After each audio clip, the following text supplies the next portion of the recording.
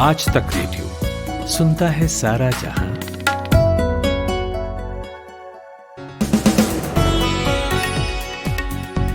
पंद्रह अप्रैल की तारीख, गुरुवार का दिन। आज तक रेडियो पर आप सुन रहे हैं दिन भर और मैं हूं कुलदीप मिश्र। कोरोना वायरस की दूसरी लहर आने वाले कुछ दिनों में कहां तक पहुंच सकती है, क्या और बुरे दिन देखना अभी बाकी है? भारत के सबसे नामी एक्सपर्ट्स की राय आज आपको बताएंगे। दिल्ली के हाल लेंगे, जहां वीकेंड कर्फ्यू आज लगा दिया गया है। मुख्यमंत्री कह रहे हैं कि बेड्स की कमी नहीं है, लेकिन अस्पतालों के बाहर जमीन पर हालात कैसे हैं? हमारे रिपोर्टर्स वहां पहुंचे तो उन्होंने क्या पाया? और विदेश से दूसरी वैक्सीन्स को भारत लाने का प्रोसेस फास्ट ट्रैक तो हमने कर दिया है, किया जा रहा है, लेकिन क्या इसमें हमने काफ़ी देर कर दी है? कितना वक्त लग जाएगा नई वैक्सीन्स की पहली खेप भारत पहुंचने में? और आखिर में इस महामारी पर दुनिया की सबसे भरोसेमंद आवाज़ डॉक्टर एंथनी फाउची का नॉलेज और टिप्स आपको सुनवाएंगे। लेकिन पहले हेडलाइंस प्रतीक वाघमारे से। कोरोना के बढ़ते मामलों के बीच दिल्ली में वीकेंड कर्फ्यू का ऐलान कर दिया गया है, जो कल रात 10 बजे से शुरू होगा और सोमवार सुबह 6 बजे तक जारी रहेगा। दिल्ली हाईकोर्ट ने कहा है कि रमजान महीने के दौरान निजामुद्दीन मरकज में एक बार में 50 लोग नमाज अदा कर सकेंगे, लेकिन ये इजाज़त तय गाइडलाइन और एसओपी के अधीन होगी। भारत में पिछले 24 घंटों में कोरोना के 2 लाख से ज्यादा नए मामले सामने आए, जबकि लगातार दूसरे दिन 1000 से ज्यादा मौतें हुई हैं। उत्तर प्रदेश में पिछले 24 घंटों में 22,400 से ज्यादा नए मामले सामने आए। इसे देखते हुए योगी सरकार ने नोएडा, गाजियाबाद सहित 2000 से ज्यादा एक्टिव केस वाले सभी 10 जनपदों में कोरोना कर्फ्यू लगाया है, जो रात 8 बजे से सुबह 7 बजे तक लागू रहेगा। नीट पीजी परीक्षा का मामला अब सुप्रीम कोर्ट पहुंच गया है। एमबीबीएस डॉक्टर्स के एक समूह ने इस संबंध में याचिका दाखिल की है, जिसमें कोविड-19 महामारी की दूसरी लहर के बीच 18 अप्रैल को होने वाली नीट पीजी परीक्षा को टालने की मांग की गई है। रूस कोविड वैक्सीन के निर्माण के लिए आवश्यक वित्तीय सहायता और टेक्नोलॉजी सपोर्ट फ्री में शेयर करने के लिए तैयार है। रूस ने कहा है कि वो भारत, चीन समेत अन्य सहयोगी देशों को मुफ्त में टेक्नोलॉजी ट्रांसफर करने के लिए तैयार है। डेनमार्क ने कल ऐलान किया है कि वह कोविड-19 वैक्सीन एस्ट्राजेनेका के उपयोग को पूरी तरह से रोक देगा। साइड इफेक्ट के संदेह के चलते एस्ट्राजेनेका वैक्सीन पर रोक लगाने वाला डेनमार्क यूरोप का पहला देश है। और आईपीएल 2021 का 7वां मुकाबला राजस्थान रॉयल्स और दिल्ली कैपिटल्स के बीच आज शाम 7:30 बजे से मुंबई के वानखेड़े स्टेडियम में खेला जा रहा है। दिल्ली ने जहां जीत के साथ इस सीजन की शुरुआत की थी, वहीं राजस्थान को उसके पहले मैच में हार का सामना करना पड़ा था।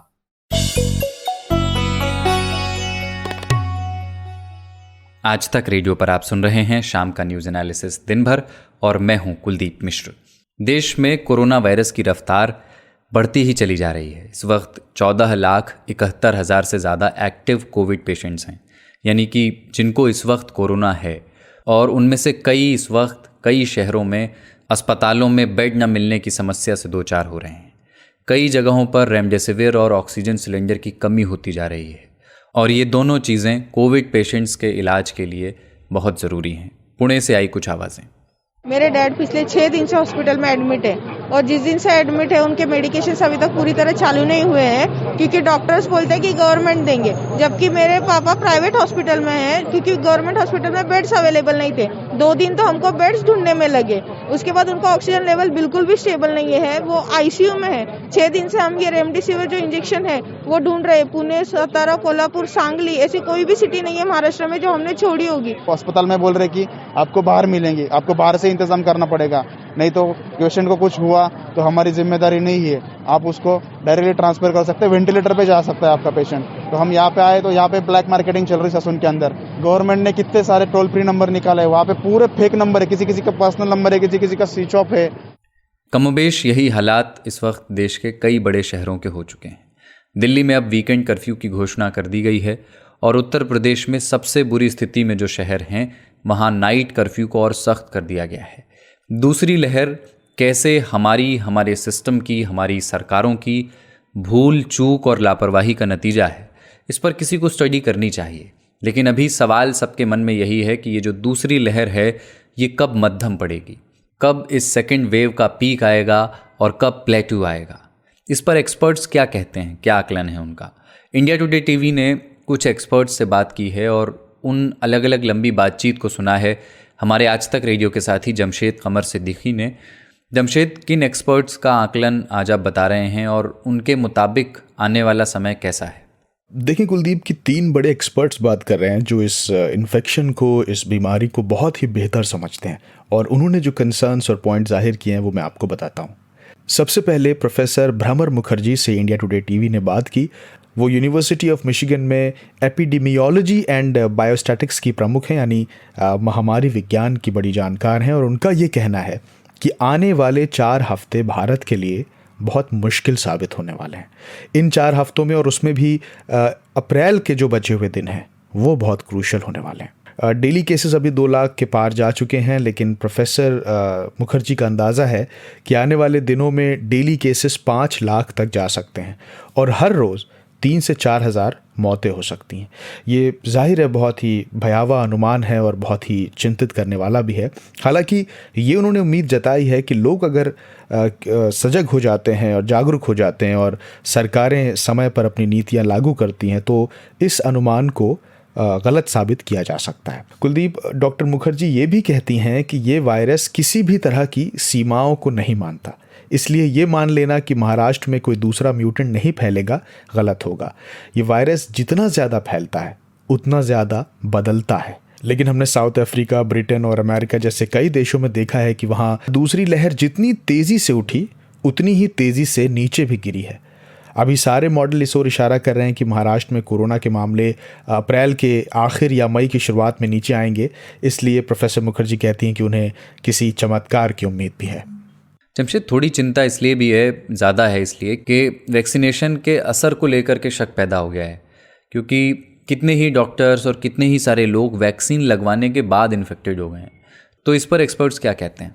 कुलदीप, इस सवाल का जवाब डॉक्टर वी रवि ने दिया है। डॉक्टर वी रवि नामी वायरोलॉजिस्ट हैं और जो रशियन वैक्सीन है स्पुतनिक, उसकी इंटरनेशनल एडवाइजरी बोर्ड के सदस्य भी हैं। उनका ये कहना है कि वैक्सीन के दोनों डोज लगने के बाद, ध्यान रखिए, दोनों डोज लगने के बाद वायरस के खिलाफ एंटीबॉडी बनने में कम से कम 2 हफ्ते का वक्त लगता है। तो जिन लोगों को वैक्सीन की पहली डोज लगी थी, जिनकी इम्यूनिटी डेवलप नहीं हो पाई, वो भी अब कोरोना पॉजिटिव हो रहे हैं। तो ये एक मिथक है कि आज आपने वैक्सीन लगवाई और कल आप वायरस से सुरक्षित हो गए। डॉक्टर वी रवि कहते हैं कि हमें ये ध्यान रखना चाहिए कि वैक्सीन बीमारी की चोट को कम करती है और उससे होने वाली मौत से बचाती है, ना कि इन्फेक्शन से। वो सिर्फ सिवियरिटी को कम करती है। दुनिया की कोई भी वैक्सीन आपको वायरस से 100% सुरक्षा नहीं दे सकती। दूसरी बात ये कि डॉक्टर रवि ये कहते हैं कि वायरस म्यूटेट हो रहा है या नहीं, वैक्सीन है या नहीं, कोरोना वायरस से बचने का सिर्फ यही तरीका है कि आप मास्क पहनें, दूरी बनाए रखें, बार बार हाथ सैनिटाइज करें और सबसे ज़रूरी कि भीड़ भाड़ वाली जगहों पर जाने से बचें। लॉकडाउन भी समाधान नहीं है, लेकिन हो सकता है कि सरकारें इसे लागू कर दें। लेकिन डॉक्टर वी रवि का कहना था कि ऐसे समय में वो काम पर जाना चाहेंगे और ऑफिस से लौटकर घर में बंद हो जाना चाहेंगे, यानी दफ्तर से घर और घर से दफ्तर। अपने आप को लॉक करना ज़्यादा अच्छा है और लोग ऐसा कर सकते हैं। कोरोना का ग्राफ तभी नीचे आएगा जब ये अपने पीक पर पहुंच जाएगा। तो कई देशों में कोरोना की तीसरी लहर भी आ गई है और हम अभी जो वैक्सीन ले रहे हैं वो शायद हमें कोरोना की तीसरी लहर के प्रकोप से बचा सकती है। जमशेद, ये जो सर्ज है, ये जो दूसरी लहर का उछाल है, वो बहुत तेज़ है। तो इसके पीक के बारे में कोई अंदाज़ा एक्सपर्ट्स अभी दे रहे हैं? यहाँ डॉक्टर एस.के. सरीन का पॉइंट ऑफ व्यू बताता हूँ। वो ILBS के डायरेक्टर हैं। उनका ये कहना है कि कोरोना की ये लहर भी कम होगी और फिर से एक लहर आएगी और ये सिलसिला चलेगा। तो ये याद रखना होगा कि दूसरी, तीसरी, चौथी लहर भी आ सकती है। पर अभी अहम बात यह है कि इन सब से जो सर्ज आया है, जो लहर आई है, वो कहीं ज़्यादा तेज़ है। वो भारी उछाल के साथ आई है और बल्कि इस वक्त शायद दुनिया में सबसे ज़्यादा चिंताजनक वेव भारत की ही है और इसकी वजह समझना ज़रूरी है। तभी अंदाज़ा लगाया जा सकता है कि इस वेव का पीक और प्लेटू कब आएगा। तो डॉक्टर सरीन कहते हैं कि वायरस म्यूटेट कर चुका है और अब यहाँ डबल म्यूटेंट वायरस है, ट्रिपल म्यूटेंट की बात हो रही है और इस तरह वायरस के करीब 5000 रूप हो चुके हैं। अब इस म्यूटेशन का मतलब क्या है? मतलब यह है कि म्यूटेटेड वायरस बहुत तेज़ी से फैलता है और इसे फैलने के लिए उस तरह से अटैचमेंट की ज़रूरत नहीं पड़ती, तो वो मल्टीप्लाई होता रहता है। तो ये जो बात है, ये जो ट्रेंड है, उससे हर्ड इम्यूनिटी की धारणा भी बहुत कमज़ोर हो जाती है। मान लीजिए कि आपको एक वायरस लग गया, लेकिन इसके बावजूद दूसरा वेरिएंट आपको अपनी चपेट में ले सकता है, तीसरा वेरिएंट चपेट में ले सकता है। अब हमें अपनी डायग्नोस्टिक किट्स को बेहतर बनाना होगा। डॉक्टर सरीन पॉजिटिविटी रेट को गंभीरता से लेने की बात भी करते हैं। जैसे वो कहते हैं कि दिल्ली में करीब 13% पॉजिटिविटी रेट है और साउथ में कहीं 25% पॉजिटिविटी रेट भी है। तो इसका मतलब क्या है? दिल्ली में 2 करोड़ लोग रहते हैं तो 13% लोग पॉजिटिव हो सकते हैं। आप एक रैंडम सैंपल ले रहे हैं जो पूरी आबादी पर लागू हो सकता है। यानी हो सकता है कि दिल्ली में 15 से 20 लाख लोग इन्फेक्टेड हों और ये ट्रेंड यूपी, बिहार या देश के किसी भी हिस्से में हो सकता है। तो हमें ये समझना चाहिए कि पॉजिटिविटी रेट चिंता की बात है। अब बचती है फर्टिलिटी रेट की बात। डॉक्टर सरीन बताते हैं कि पिछली वेव में 1.1% लोगों की मौत हो रही थी और इस बार फर्टिलिटी रेट 1.3% हो चुका है और अभी ऊपर ही जा रहा है। 2-3 हफ्ते के बाद स्थिति और साफ होगी। तो डॉक्टर सरीन कहते हैं कि मैं उम्मीद करता हूं कि पीक जल्दी आए, लेकिन पीक तभी आएगी जब हमें इस पर क्लैरिटी मिलेगी कि ये वायरस किस स्पीड से बढ़ रहा है। अभी किसी को ये क्लैरिटी नहीं है, कोई मॉडल उपलब्ध नहीं है, क्योंकि इतने ज़्यादा म्यूटेंट हैं कि सबकी स्पीड को ट्रैक करना बहुत मुश्किल है। कोई वेरिएंट दूसरे वाले से तेज़ हो सकता है, कोई उससे भी तेज़ हो सकता है। तो कुलदीप, जो एक्सपर्ट्स ने कहा, मैं काफ़ी देर से उनकी पूरी बातचीत सुन रहा था। अगर आप मुझसे पूछेंगे तो एक लाइन में उसका मतलब ये था कि स्थिति अभी मास्क भरोसे ही रहने वाली है। तो ये एक्सपर्ट्स की राय का सार बता रहे थे हमारे साथी जमशेद कमर सिद्दीकी। राजधानी दिल्ली की हालत भी बदतर होती जा रही है। यहाँ बीते 24 घंटों में अब तक के सबसे ज़्यादा 17,000 नए केसेस सामने आए हैं। मुख्यमंत्री अरविंद केजरीवाल ने आज प्रेस कॉन्फ्रेंस करके दिल्ली में वीकेंड कर्फ्यू का ऐलान किया और ये वीकेंड कर्फ्यू शुक्रवार रात 10 बजे से शुरू होगा और सोमवार सुबह 6 बजे तक लागू रहेगा। और इस दौरान जो प्राइवेट ऑफिसेस होंगे उनमें वर्क फ्रॉम होम करने के लिए कहा गया है। इस बीच दिल्ली में अस्पतालों के लोडेड होने की खबरें आम हो गई हैं और बेड्स हासिल करने के लिए खासी मेहनत करनी पड़ रही है। दिल्ली के लोकनायक अस्पताल में तो एक ऐसा मामला सामने आया जहां परिजनों को बिना बताए ही मरीज को कहीं और शिफ्ट कर दिया गया और परिजनों के पूछने के बावजूद उन्हें इस बारे में जानकारी नहीं दी गई। हमने अपनी मम्मी को कल 10 बजे भर्ती किया था इमरजेंसी गेट से। उन्होंने थोड़ी देर नीचे ही रखा। उसके बाद में हमने जाके पता करा, रात के जागे हुए थे हमें जाके थोड़ी सी नींद लग गई। उसके बाद में वहाँ पता करा जाके तो उन्होंने पता ना कहाँ शिफ्ट कर दिया। मेरा भाई गया बूझने के लिए तो उन्होंने कहा आने अभी बता रहे हैं। हमने सोचा अब रात में बूझ लेंगे, शिफ्ट तो कर ही दिया, बाद में पता दे देंगे। अब ये सुबह से परेशान है, उधर जाके इसको भी कुछ नहीं बता रहे हैं। तो ज़मीन पर स्थिति ऐसी है, कई अस्पतालों के बाहर कतारें हैं। एडमिट करने के लिए एक वेटिंग लिस्ट चल रही है। एक नया मरीज़ आता है तो उस वेटिंग लिस्ट में एक नया नाम जुड़ जाता है। और मुख्यमंत्री अरविंद केजरीवाल ने आज ये दावा किया कि दिल्ली में बेड्स की कमी बिल्कुल नहीं। फिलहाल आपका मुख्यमंत्री होने के नाते मैं आपको एश्योर कर रहा हूँ कि अभी दिल्ली के अंदर बेड्स की कमी नहीं है। और मेरी मीडिया से भी निवेदन है कि जब आप दिखाते हैं कि इन 3 अस्पतालों के अंदर सारे बेड खत्म हो गए, हो सकता है, लेकिन इसका मतलब ये नहीं कि दिल्ली के अंदर इस टाइम प्रॉब्लम हो गई। दिल्ली में इस वक्त भी 5,000 से ज़्यादा बेड्स अवेलेबल हैं। आज मेरी सुबह से कई मीटिंग्स हो चुकी है। हम और भी बड़े स्तर के ऊपर बेड्स बढ़ाने की प्रयास कर रहे हैं। तो ये मुख्यमंत्री का दावा है, लेकिन हालात ज़मीन पर कैसे हैं? हमारे आज तक रेडियो रिपोर्टर कुमार कुणाल दिल्ली के हालात को कवर कर रहे हैं और उन्होंने कई अस्पतालों में बेड्स की अवेलेबिलिटी का रियलिटी चेक किया है। हमने उनसे बात की। देखिए, इस पूरे जवाब के 3 पहलू हैं। दिल्ली में 3 किस्म के बेड हैं। एक जो सामान्य कोविड पेशेंट के लिए है, जो कि सीरियस नहीं है, उनके लिए बिस्तर है। दूसरा आईसीयू बेड है और तीसरा आईसीयू बेड ऐसे हैं जो वेंटिलेटर के साथ है। तो अभी जो सबसे ज्यादा जरूरत है वो आईसीयू बेड की जरूरत है और आईसीयू बेड जो वेंटिलेटर के साथ हैं उनकी जरूरत है। तो जो पहली तरह का बेड है जो सामान्य कोविड पेशेंट के लिए है, उसकी उपलब्धता तो है, लेकिन जो बाकी 2 बेड हैं, आईसीयू बेड और आईसीयू बेड वेंटिलेटर के साथ, उनकी काफी कमी हो गई है। अब आपको बताएं कि आखिरकार क्यों सामान्य बेड अवेलेबल है। क्योंकि बहुत सारे लोग जिन्हें बहुत ज्यादा सिम्टम नहीं है, वो अस्पताल में एडमिट नहीं होना चाहते हैं, घर पर रहते हैं, होम क्वारंटाइन रहते हैं, इसलिए सामान्य बेड मुहैया है। लेकिन अगर आप वेंटिलेटर और आईसीयू बेड की बात करेंगे तो वहां पर कमी है। तो संख्या में तो 5,000 बेड अवेलेबल हैं, लेकिन आईसीयू बेड और वेंटिलेटर बेड की कमी है। और मुख्य चिंता दिल्ली वालों को यही सता रही है कि अगर वो सीरियस हो जाते हैं, सांस लेने में तकलीफ होती है, ऑक्सीजन की जरूरत पड़ती है, फिर वो कहाँ जाएंगे।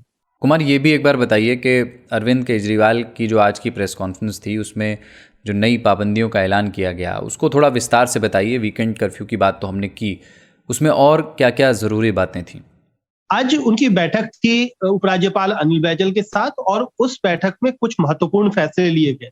2 तरह की पाबंदियां लगाई गई हैं। एक वीकेंड के लिए पाबंदी अलग है, और जो सामान्य वीकडेज हैं उनके लिए पाबंदियां अलग। वीकेंड पे जो पाबंदियां रहेंगी वो बिल्कुल पिछले साल जो लॉकडाउन हुआ था उसी किस्म की रहेंगी, जो जबकि सिर्फ आवश्यक सेवाएं ही उनको अनुमति दी जाएगी। यानी रविवार और शनिवार को सिर्फ आवश्यक सेवाएं ही मिल पाएंगी, बाकी कोई भी बाहर नहीं आ सकते हैं।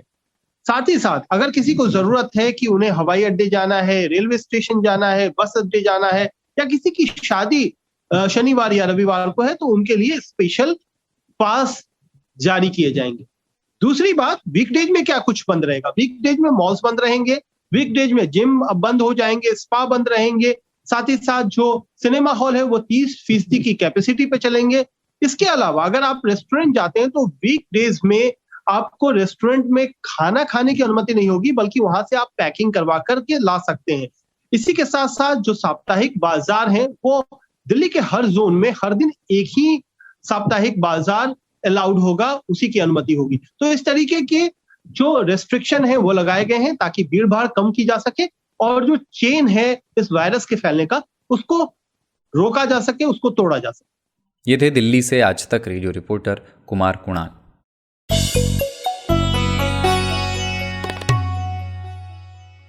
कोरोना से लड़ाई में जिस वैक्सीनेशन प्रोग्राम का सहारा था उसमें भी बीते कुछ दिनों से समस्याएं पेश आने लगी हैं। देश में कई वैक्सीनेशन सेंटर्स बंद होने की खबरें आईं, जिसके बाद सरकार जो हमारे यहाँ 2 वैक्सीन हैं, कोविशील्ड और कोवैक्सीन, उनके अलावा और ऑप्शंस भी तलाश रही है। सरकार ने अब अमेरिका, यूरोप और जापान में इस्तेमाल की जा रही दूसरी वैक्सीन्स जैसे कि फाइज़र और जॉनसन एंड जॉनसन और मॉडर्ना को भारत लाने के प्रोसेस को फास्ट ट्रैक किया है, इंपोर्ट की शर्तों को नरम वगैरह किया है। उम्मीद है कि सब चंगा हो और सब जल्दी हो, लेकिन जिन विदेशी वैक्सीन्स को हम विकल्प मान रहे हैं उनकी भी सप्लाई इस वक्त कम है और डिमांड पहले से बहुत ज़्यादा है, तो उनके भारत आने में भी बहुत देर लग सकती है। इस बात को थोड़ा सा और एक्सप्लोर किया है हमारे इंडिया टुडे के साथी अंकित कुमार ने, उन्होंने ये स्टोरी की है। अंकित से हमने बात की और पूछा कि ये फॉरेन वैक्सीन्स की फास्ट ट्रैकिंग करने में क्या हमसे थोड़ी देर हो गई, कहीं हमसे चूक हो गई, थोड़ा पहले करना चाहिए था। जी देखिए, गलती हुई हमसे साल के शुरुआत में, जब फाइज़र जो कि दुनिया की सबसे बड़ी वैक्सीन मैन्युफैक्चरर है, उसने भारत में इमरजेंसी यूज़ ऑथराइजेशन के लिए एप्लीकेशन फाइल की। दरअसल फाइज़र पहली कंपनी थी जिसे फेज़ 3 ट्रायल्स के बाद दुनिया के किसी रेगुलेटरी अथॉरिटी ने इजाज़त दे दी थी कोविड वैक्सीन को मार्केट में बेचने के लिए। जैसा कि यूके ने पहले किया था, फिर अमेरिका ने किया, तो उसके बाद फाइज़र ने भारत में भी एक एप्लीकेशन दाखिल की। फाइज़र की शर्त ये थी कि उसे कंपनी ये नहीं चाहती थी कि भारत में उसे लोकल लेवल पे फिर से ट्रायल करना पड़े। कंपनी का ये कहना था कि चूंकि हम अमेरिका में और यूरोप में कर चुके हैं ट्रायल्स, तो उसी डेटा के आधार पे हमें यहाँ भी मंजूरी दे दी जाए। उस समय रेगुलेटर्स में, और जो भारत के रेगुलेटर्स हैं उनमें और फाइज़र इंडिया के अधिकारियों के बीच में सहमति नहीं बनी। बात सिर्फ लोकल ट्रायल्स की नहीं थी, इसके अलावा 2 मुद्दे और थे। पहला मुद्दा था प्राइस कंट्रोल का। फाइज़र जो कि एक प्राइवेट कंपनी है, वो एक इंटरनेशनल कंपनी है, तो वो चाहती थी कि प्राइस कंट्रोल की एक सीमा हो, एक सीमा से ज़्यादा प्राइस कंट्रोल सरकार ना करे उस पर। दूसरा जो मुद्दा था वो था एक्सपोर्ट कंट्रोल का। सरकार, ऐसी खबरें आई कि सरकार चाहती थी कि जो भारत में फाइज़र वैक्सीन बनाए उस पर एक तरह का वो उसका एक्सपोर्ट कहाँ हो, किधर हो, उन चीज़ों पे एक सरकारी नियंत्रण हो। और इन चीज़ों को लेकर के फाइज़र और भारत सरकार के बीच में सहमति नहीं बनी। नतीजा ये निकला कि इस साल के फरवरी महीने में फाइज़र इंडिया ने जो अपनी एप्लीकेशन दी थी इमरजेंसी यूज़ ऑथराइजेशन की, वो वापस ले ली। तो अब इसका नुकसान ये रहा कि आज अप्रैल के महीने में जब सेकेंड वेव जिसे हम कह रहे हैं और कई जगहों पे थर्ड वेव कहा जा रहा है, तो जब पैंडेमिक की हालत बहुत ही खराब है और जो नंबर हैं वो सारे रिकॉर्ड्स तोड़ रहे हैं और हमें और वैक्सीन्स की ज़रूरत है, तो अगर हमने ये सारी पेचीदगियां फरवरी महीने में दूर करके फाइज़र को फरवरी में अगर हमने दे दी होती इमरजेंसी यूज़ ऑथराइजेशन भारत में, तो आज हमारे पास खासतौर पे शहरी आबादी के लिए एक और बहुत ही सफल वैक्सीन होता, क्योंकि ये जो फाइज़र वैक्सीन है ये एक बहुत ही मॉडर्न प्लेटफॉर्म पे बेस्ड है, जिसे हम कहते हैं mRNA टेक्नोलॉजी। अभी तक के आंकड़ों से ऐसा लगता है कि ये टेक्नोलॉजी बेहद सफल है। इजराइल में, अमेरिका में, यूके में इसके रिजल्ट साफ साफ देखने को मिल रहे हैं और भारत में अभी तक कोई mRNA वैक्सीन हमारे पास अवेलेबल नहीं है, तो गलती तो हमसे हुई है। अंकित, क्या अभी हम ये एक अंदाज़ा लगा सकते हैं कि कौन सी ये जिसको फॉरेन वैक्सीन कहा जा रहा है, मॉडर्ना और जॉनसन जॉनसन, फाइज़र, ये कौन सी वैक्सीन कब तक भारत आ सकती है? क्या इसका कोई अंदाज़ा है? ये देखिए, जहाँ तक विदेशी वैक्सीन्स के भारत आने का सवाल है, तो जहाँ तक फाइज़र और मॉडर्ना का सवाल है, मुझे लगता है कि इसमें बहुत समय लगेगा। कारण इसके पीछे दो हैं। पहला कारण यह है कि अचानक से बाकी दुनिया में mRNA बेस्ड वैक्सीन्स की डिमांड बढ़ गई है। उसका कारण वो ये है कि अमेरिका में जॉनसन एंड जॉनसन और यूरोप में एस्ट्राजेनेका, इन दो कंपनियों के वैक्सीन्स में रेयर साइड इफ़ेक्ट्स रिपोर्ट किए गए हैं। इसका नतीजा ये रहा कि अमेरिका, यूरोप और बाकी के देशों में भी अचानक से जो बिल्कुल तीसरे तरह की जो वैक्सीन है, जिसे हम mRNA बेस्ड वैक्सीन्स कहते हैं, उनकी डिमांड बढ़ गई है। तो अगर हम आज कहते हैं कि हमें भी mRNA बेस्ड वैक्सीन्स चाहिए, तो हमें कहीं ना कहीं लाइन में खड़ा होना पड़ेगा। दूसरा, इसके पीछे जो दूसरी वजह है वो ये है कि इन कंपनियों ने पहले से ही कॉन्ट्रैक्ट साइन किया हुआ है, पहले से ही ये कॉन्ट्रैक्चुअली ऑब्लिगेटेड हैं। अमेरिका को जुलाई के एंड तक करीब 700 मिलियन वैक्सीन डोजेस चाहिए। इसके अलावा इन्होंने पहले से कॉन्ट्रैक्ट साइन किया हुआ है यूरोपियन यूनियन के साथ, इनका कॉन्ट्रैक्ट है कनाडा के साथ, इनका कॉन्ट्रैक्ट और भी कई देशों के साथ है। तो जाहिर सी बात है कि अब अगर हम आज के रेट में निगोशिएशन करते भी हैं मॉडर्ना और फाइज़र के साथ, तो उसका लेट होने का खामियाजा हमें भुगतना पड़ सकता है। इन सब के बीच में सिल्वर लाइनिंग ये है कि इन कंपनियों को भी कहीं ना कहीं एक समस्या आ रही है सप्लाई चेन मैनेजमेंट की, मैन्युफैक्चरिंग की, रिसोर्सेज की, मैन पावर की। तो अगर भारत सरकार कोई इस तरह का प्रपोजल इन्हें दे दे कि ये कंपनियां भारत में ये वैक्सीन बनाकर उसे बाहर के अपने मार्केट में, वेस्टर्न मार्केट में एक्सपोर्ट कर सकती हैं, तो हो सकता है ये भारत की जनता के लिए फायदेमंद हो और उन कंपनियों के लिए फायदेमंद हो। तो हो सकता है इस मुद्दे पे शायद कोई एग्रीमेंट बन जाए। लेकिन हमारी आज बात हुई फाइज़र के स्पोक्स पर्सन से, उन्होंने जो हमें बताया, उन्होंने ये कहा कि हम कमिटेड हैं भारत सरकार से बातचीत करने के लिए, लेकिन उनकी तरफ से ऐसा कोई इंडिकेशन नहीं दिया गया कि उनकी कोई बात बन गई है या कोई एग्रीमेंट हो गया है। क्योंकि जो पुराने स्टिकी पॉइंट्स थे कि प्राइस कंट्रोल कितना होगा और एक्सपोर्ट कंट्रोल कितना होगा, उस पर अभी भी एक सहमति बनना बाकी है। ये थे हमारे साथी पत्रकार अंकित कुमार। नॉलेज एक हथियार है और इस पैंडेमिक में सही नॉलेज का प्रसार भी ज़रूरी है। दुनिया में कोविड-19 और इसके जैसी इन्फेक्शियस बीमारियों पर जो सबसे भरोसेमंद, सबसे क्रेडिबल आवाज़ मानी जाती है, वो है अमेरिका के डॉक्टर एंथनी फाउची की। और डॉक्टर फाउची अमेरिका के national institute of allergy and infectious disease के डायरेक्टर हैं और वहाँ की सरकार के चीफ मेडिकल एडवाइज़र हैं। अमेरिका में इस बीमारी के बारे में उन्होंने काफ़ी पहले ही चेताया था, लेकिन उस वक्त डोनाल्ड ट्रंप की सरकार थी और ट्रंप एडमिनिस्ट्रेशन ने उनकी बातों को ख़ास तवज्जो दी नहीं। और हुआ ये कि डॉक्टर फाउची की कई बातें लगभग सही साबित हुई। अमेरिका ने वो विभीषिका देखी। कई लोगों ने उन्हें अमेरिका में इस महामारी के खिलाफ लड़ाई का चेहरा कहा कि उनकी सलाहों को, उनके मशवरों को ध्यान से सुनना चाहिए। इसके पहले भी वो इस तरह की मेडिकल चुनौतियों के समय नीतियां बनाने में मदद कर चुके हैं। 1980 में जब अमेरिका में HIV एड्स का प्रकोप हुआ था, तब वो नेशनल इंस्टीट्यूट ऑफ हेल्थ में इम्यूनोलॉजी के प्रमुख थे। तो ऐसे में ये समझना महत्वपूर्ण है कि जिसे इन्फेक्शियस बीमारियों का दुनिया का सबसे बड़ा एक्सपर्ट कहा जाता है, वो कोविड-19 के प्रोग्रेशन के बारे में अब यहाँ से उसे कैसे देखता है। हमारे साथी नितिन ठाकुर ने डॉक्टर फाउची के कुछ हालिया बयानों और इंटरव्यूज़ को देखा और सुना है, उन पर रिसर्च की है, उनको जमा किया है और उसका सार वो हमारे लिए लेकर के आए हैं। नितिन, क्या सलाह डॉक्टर फाउची दे रहे हैं आने वाले समय में? कुलदीप, देखिए, मैं बताऊं कि कोरोना महामारी को लेकर डॉक्टर फाउची पहले भी काफ़ी लोगों को आगाह करते रहे हैं। ट्रंप प्रशासन के दौरान बहुत सारी सलाह देते रहे हैं। अब ट्रंप ने मानी हो या ना मानी हो, लेकिन बाद में ये बात हमने देखी कि जो डॉक्टर फाउची ने कहा उसमें से काफ़ी कुछ जो बातें थीं वो सही निकली। वो कोरोना की दूसरी लहर को लेकर बहुत पहले से प्रेस ब्रीफिंग करते आ रहे हैं। उन्होंने कहा कि लोगों को ये ध्यान रखने की ज़रूरत है कि वो बिना मास्क के बाहर ना निकलें। उन्होंने बेवजह यात्रा से बचने को भी कहा है। डॉक्टर फाउची ने अपने एक बयान में ये भी कहा कि पिछले साल हम इस इंतज़ार में थे कि गर्मी में इस समस्या से निजात मिल जाएगी, लेकिन उस वक्त भी इसकी संख्या में बहुत ज़्यादा वृद्धि देखी गई और इस बार हमें गर्मियों में और भी ज़्यादा सतर्क रहने की ज़रूरत है। आपको याद ही होगा, हम सभी लोग कोरोना कवरेज करते रहे और इसके अलावा भी अपने शोज़ में कोरोना का हाल बताते रहे और तब ये बात वाकई सामने आई थी कि गर्मी में कोरोना का जो वायरस है वो प्रभावशाली नहीं रहता है, लेकिन ऐसा हुआ नहीं और गर्मी में और ज़्यादा तेज़ी से कोरोना फैला और एक बार फिर से 2021 की गर्मी के मुहाने पर भी नहीं कहूँगा, बल्कि अब तो बीचों बीच खड़े हैं हम लोग। तो डॉक्टर फाउची एक बार फिर से लोगों को ये बात कह रहे हैं कि फिर से गर्मी आ गई है, तो थोड़ा सा सावधानी बरतिए। नितिन, दुनिया के कई देशों में एक चिंता उठी, खासतौर से स्कैंडिनेवियन और यूरोपियन देशों में, कि वैक्सीनेशन के बाद ब्लड क्लॉटिंग हो सकती है और वो जानलेवा भी हो सकती है। इस पर डॉक्टर फाउची ने हाल फिलहाल में कुछ कहा है? हाँ कुलदीप, अपने दिए गए बयानों में डॉक्टर फाउची ने मौजूदा फाइज़र, मॉडर्ना, एस्ट्राजेनेका और जॉनसन एंड जॉनसन वैक्सीन पर राय रखी है।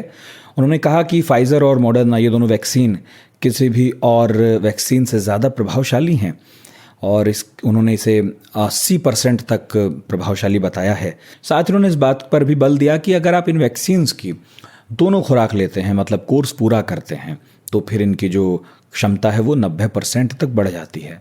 उन्होंने इसकी एकल खुराक लेने से लोगों को मना किया। मतलब लोग अगर ये सोच रहे हैं कि एक बार वैक्सीन ले लेते हैं फिर ज़रूरत नहीं है, तो ऐसा नहीं है। दोनों वैक्सीन लेनी पड़ेंगी, तभी जो है आपको नतीजे देखने को मिलेंगे जैसे आप चाहते हैं।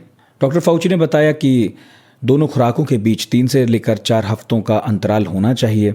BBC रेडियो पर वो बात कर रहे थे तो ये भी कहा कि एस्ट्राजेनेका वैक्सीन को लेकर कि उसका एफिकेसी रेट काफ़ी अच्छा है, लेकिन इसमें सेफ्टी इशू हैं जिन्हें सही करने की ज़रूरत है। तो ये बात तो वाकई सब जगह हम जानते हैं, ऐसा ही है। बड़ी हड़बड़ी में वैक्सीन आई है, लेकिन फिर भी काफ़ी कोशिश की वैक्सीन कंपनियों ने कि ठीक से वैक्सीन को हम ट्रायल कर लें, ये सब कर लें, लेकिन जिस तरह की डिमांड है तो फिर सप्लाई करने के लिए जल्दी से जल्दी किसी न किसी तरह कंपनियों ने व्यवस्था की है। लेकिन अभी कुछ साइड इफ़ेक्ट्स हैं और जिन्हें दूर करने की ज़रूरत है। CBS न्यूज़ से भी बात कर रहे थे डॉक्टर फाउची, मैंने देखा, और तब उन्होंने जॉनसन एंड जॉनसन वैक्सीन के मुद्दे पर भी राय रखी। बोल रहे थे कि अगर आपने जॉनसन एंड जॉनसन वैक्सीन 1 से 2 हफ्ते पहले लिया और सर दर्द, सांस लेने चलने में तकलीफ, छाती में दर्द, ऐसी शिकायतों से आप गुजर रहे हैं तो सतर्क रहने की ज़रूरत है। लेकिन ऐसे मामले जो हैं वो बहुत रेयर हैं और इसकी संभावना 10 लाख में से किसी एक व्यक्ति को हो गया कुछ ऐसा, तो ऐसी है। एक और कन्फ्यूजन है नितिन के गर्भवती महिलाओं को वैक्सीन लगवानी चाहिए नहीं, इसको लेकर के भी बहुत लोग श्योर नहीं हैं।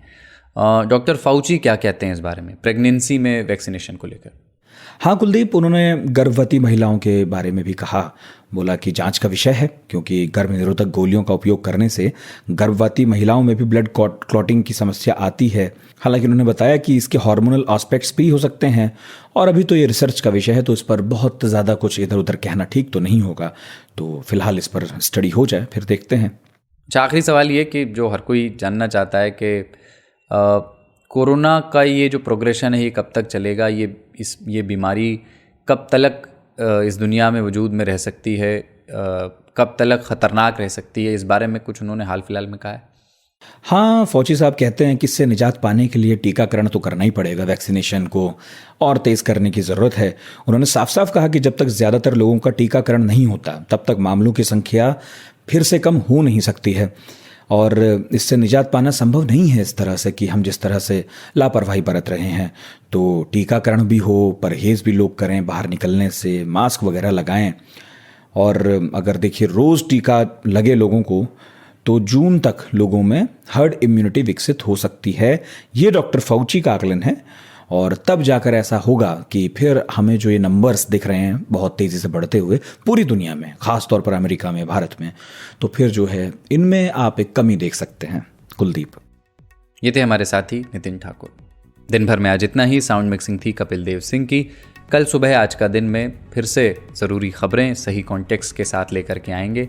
तब तक आज तक रेडियो सुनते रहिए। गूगल पॉडकास्ट, एप्पल पॉडकास्ट और स्पॉटिफाई पर हमें सब्सक्राइब कीजिए। और हाँ, चिट्ठियाँ ज़रूर लिखते रहिए, क्योंकि आपको हमारे शोज़ कैसे लगते हैं वो हमें आपके ईमेल्स के ज़रिए ही, चिट्ठियों के ज़रिए ही पता लग सकता है। क्या ठीक आपको लगता है, क्या ठीक नहीं लगता, क्या और हमें करना चाहिए, ये आप हमें ईमेल करके बता सकते हैं। ईमेल आईडी है हमारा radio@aajtak.com। आपके ईमेल्स को हम अपने प्रोग्राम्स में भी शामिल करेंगे। कुलदीप मिश्र के साथ थे आप। नमस्कार।